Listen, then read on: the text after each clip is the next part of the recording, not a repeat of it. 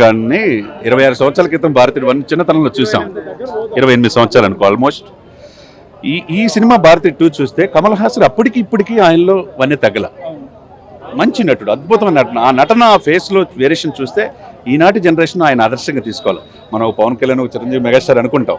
ఈరోజు నిజంగా ఆయన కె శంకర్ గారు ఆయన మీటింగ్లో చెప్పాడు, మొన్న ప్రపంచం మెచ్చే నటుడు అన్నాడు. నిజమే, భారతీయుడు అంటే ఒకటండి. దీంట్లో తీసుకున్న అంశం ఏంటి? అవినీతి భారతదేశంలో ప్రతి రంగాల్లో ఎలా వేలును కోల్పోయింది, దాన్ని ఎలా బయటకు తీయాలా. దాని వెనక ఎవరున్నా కానీ వేల కోట్లు లక్షల కోట్లు తిని చివరికి బంగారపు కమోడిలో ఇది చేసుకున్న ఉపయోగం ఏముంది? అంతే కదా, డబ్బులు తినలేం కదా.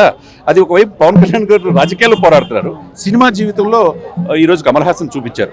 దాన్ని మనం అప్రిషియేట్ చేయాలి. భారతీయుడు 2 చక్కగా, అంటే మన ఫ్యామిలీలో అవినీతి ఉన్నా కానీ ఉపేక్షించకూడదు, ఎవరైనా rule is rule for all అనేది చక్కగా చూపించాడు. కాబట్టి భారతీయుడు అద్భుతమైన మెసేజ్ నేటి జనరేషన్కి.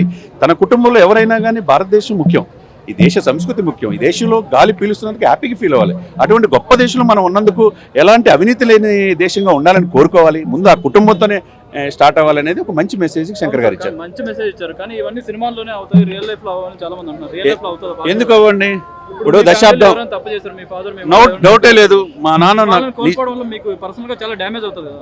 ఇక్కడ కోల్పోయే పరిస్థితి తెచ్చుకోకూడదు. నువ్వు తప్పు నాన్న ఇది చేస్తుందని చెప్పొచ్చు. చిన్నతనంలో నేను ఇంటర్ చదువుకునేటప్పుడు మా నాన్న సిగరెట్ తాగుతా ఇంట్లోకి వచ్చాడు. నాన్న నువ్వు తాగబాక, నువ్వు బయటికి వెళ్ళి తాగన్నా. ఆ రోజు సిగరెట్ మానేశాడు మా నాన్న, హ్యాపీగా ఉన్నాడు. అంతే కదండి. అది ఆ స్థానంలోనే మనం స్టార్ట్ చేసుకున్నప్పుడు ఆటోమేటిక్గా మనం ఇదవుతాం. ఇక్కడ ఏంటంటే అండి, భారతీయుడు 2 అనేది ఏంటంటే ఒక మంచి మెసేజ్. ఈ దేశం ఎలా ఉండాలి, అవినీతి మరక అంటకుండా ప్రతి వ్యవస్థలోనూ ప్రతి కుటుంబం ఎలా ఉండాలి, ఎటా ఉండాలి. ముందు ఆయన ఎవరు ఆహ్వానించారు? కమ్ బ్యాక్ ఇండియన్ అనే వాళ్ళే కదా ఆహ్వానించినప్పుడు ఆయన ఏం చెప్తున్నాడో మెసేజ్ నాలా. ఎక్కడైనా ఈ కుటుంబంలో జరిగినా కానీ అవినీతే కదండి. మీరు సినిమాలో నిజ జీవితం జరగదనుకుంటారు కదా. మరి పవన్ కళ్యాణ్ గారు ఎలా చూపిస్తున్నారు? దశాబ్దం పైన రాజకీయాల్లో ఉన్నాడు, ఎక్కడ గెలవాలా? ఈ రోజు మొత్తం అవినీతి బకాసులంతా బయటకు తీస్తున్నాడు కదా. 2 దశాబ్దాల నుంచి దూరంపూడి కాకినాడ కేంద్రంగా బియ్యం 45,000 మెట్రిక్ టన్నులు మొత్తం సీజ్ చేశారు కదా. ఎర్రచందనం శేషాచలం కొండలు దాటి ఎక్కడో నేపాల్లో వెళ్తే కూడా మొత్తం తీసుకొస్తున్నాడు కదా. మరి పవన్ కళ్యాణ్ సినిమాలో నటించాడు, ఇప్పుడు రాజకీయాలు చేస్తున్నాడు కదా.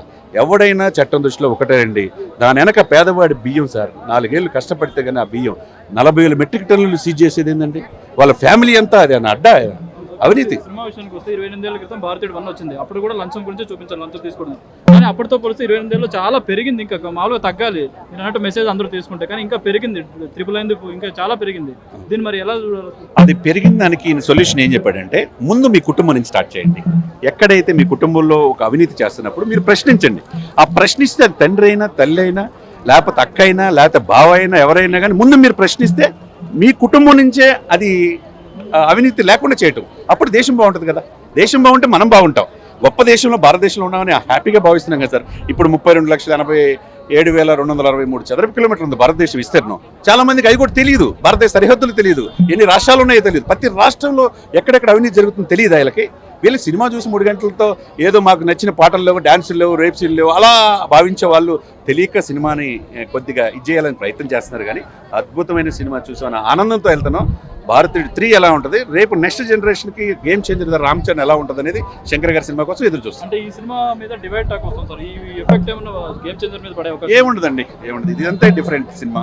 అవినీతి కోసం అప్పుడు 25 సంవత్సరాల క్రితం తీసింది, 2 ఈ రోజు తీశాడు. ఈ నేటివిటీ తగ్గట్టుగా ఇప్పుడు పరిస్థితి కనుక గేమ్ చేంజర్ అనేది అంటే డిఫరెంట్. కాబట్టి దాని మీద ఎటువంటి ప్రభావం ఉండదు. ఇప్పుడు మీరు అన్నారు పవన్ కళ్యాణ్ గారు రాజకీయాల్లో చూపిస్తున్నారని, కానీ కమల్ హాసన్ గారు కూడా రాజకీయాల్లోకి వెళ్ళారు. ఆయన పోటీ చేసి వెనక్కి వచ్చేసినట్టు, అంటే ఆయన ఫెయిల్ అయ్యారు. దాన్ని మరి ఎలా చూస్తారు? అదే సమయంలో సక్సెస్ఫుల్ అయిన నా సూర్య ఒక మాట అన్నాడు కదా అదే ఫంక్షన్లో, నా మిత్రుడు ఈ సీఎంకి ఈ రాష్ట్రానికి అవుతాడు అనుకున్నా, డిప్యూటీ సీఎం అయ్యాడు. 3 ఇంకా 30% 70% రీచ్ అయ్యా, 30% మీ చేతిలో ఉందన్నాడు. అది కమల్ హాసన్ కూడా అప్రిషియేట్ చేయడు. రాజకీయాల్లో పవన్ కళ్యాణ్ ఉదాహరణగా తీసుకోవాలని కమల్ హాసన్ కూడా అన్నారు. ఈ రోజు కాకపోయినా రేపైనా కమల్ హాసన్ అక్కడ తమిళనాడులో సక్సెస్ అవ్వచ్చేమో, మనం వెయిట్ చేయాలి కదా. రాజకీయాల్లో ఓర్పు ఉండాలి. అంటే రాజకీయాల్లోకి నిజాయితీ పనులు ఇలాంటి వాళ్ళు వస్తేనే రాజకీయాలు మారుతాయి, కానీ అలాంటి వాళ్ళు రానివ్వట్లేదు కదా. టైం వెయిట్ చేయాలి. ఓర్పు ఉండాలి, నేర్పు ఉండాలి, చేర్పు ఉండాలి, కూర్పు ఉండాలి. అప్పుడే ప్రజలు మిమ్మల్ని ఆ చైర్లో కూర్చోబెడతారు. దానికి నిలువెత్త నిదర్శనం పవన్ కళ్యాణ్. కాబట్టి రేపు నెక్స్ట్ కమల్ హాసన్ కూడా తమిళనాడులో ఎమర్జ్ అవ్వచ్చు లీడర్గా. భారతీయుడు 3కి లీడ్ ఏమి ఇచ్చారు? మీకు ఎలాంటి ఎక్స్పెక్టేషన్స్ ఉన్నాయి? డెఫినెట్గా నేను ఉంటాను, నేను ఎక్కడైనా ఈ దేశంకి అన్యాయం జరిగితే ఎవరిని వదిలిపెట్టను అనేది మంచి మెసేజ్ ఇచ్చాను.